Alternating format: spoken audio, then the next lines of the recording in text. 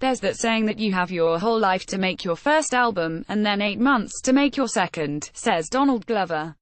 And when the first ones fire, and everybody loves it, then they will all come up to you and say, hey, don't let me down with the second one, now. That was the way we were feeling about Two of Atlanta. For the 34-year-old actor, writer, director, singer, rapper and producer, it's likely there is more than a modicum of pressure weighing on him given the success of Atlanta. The debut of the comedy, which he created and stars in, launched in the autumn of 2016 and went on to win a run of awards including 2 Golden Globes and 2 Emmys, one for Outstanding Direction for a Comedy, the first time an African American has ever received the award.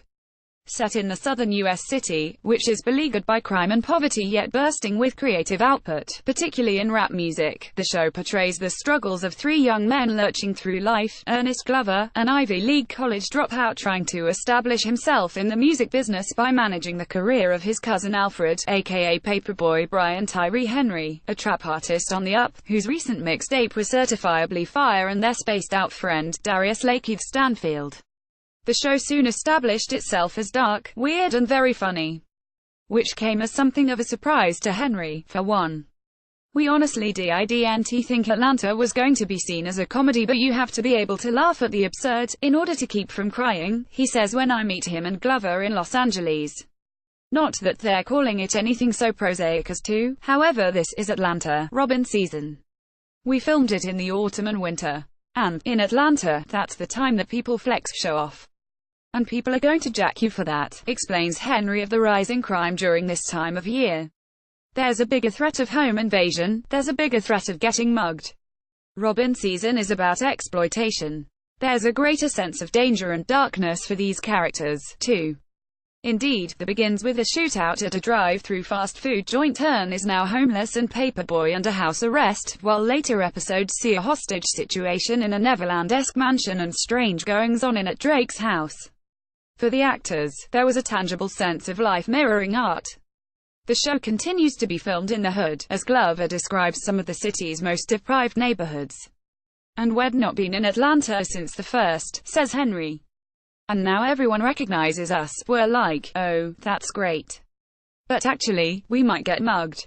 I kind of forgot that everybody on the show wasn't super famous before this, admits Glover, with a giggle. Indeed, the boost that the show has brought to its cast and their careers has been enormous. Later this year, Henry will be seen alongside Daniel Kaluuya and Liam Neeson in Widows, directed by Steve McQueen, while Stanfield stars in Sorry to Bother You, a film about an African American who adopts a white accent in order to progress in his job, released next month.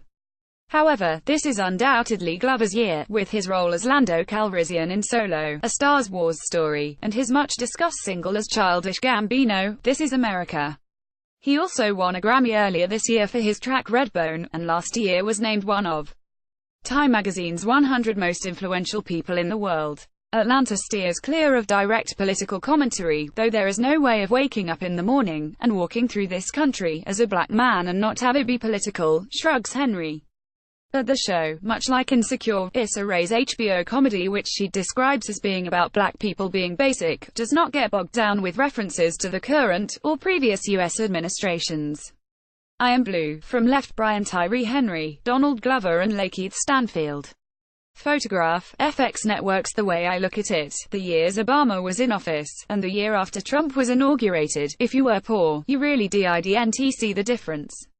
That stuff really didn't touch you, says Glover. We just look at what happens when someone is really poor, when someone really doesn't have a stake in any of this. I think half the reason we are at the place we are at with politics is because so many people do feel that they don't have a stake in it. Glover's buzz-creating video for This Is America, featuring the startling scenes of him shooting a gospel choir among other loaded images, was more overtly political, taking aim at U.S. issues including police brutality and gun violence. It was directed by Hiro Murai, who also directs much of Atlanta, and injects the show with a somewhat surreal flavor. We have a really great chemistry, and it's rare that you find that, says Glover of their dynamic.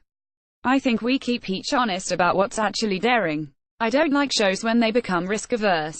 I don't think that's the point, trying to self-preserve. I'm not here to make sevens in a movie. That would be really bad.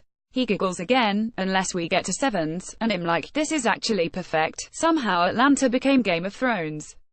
But I'm not making a TV show, I am making an experience, he adds.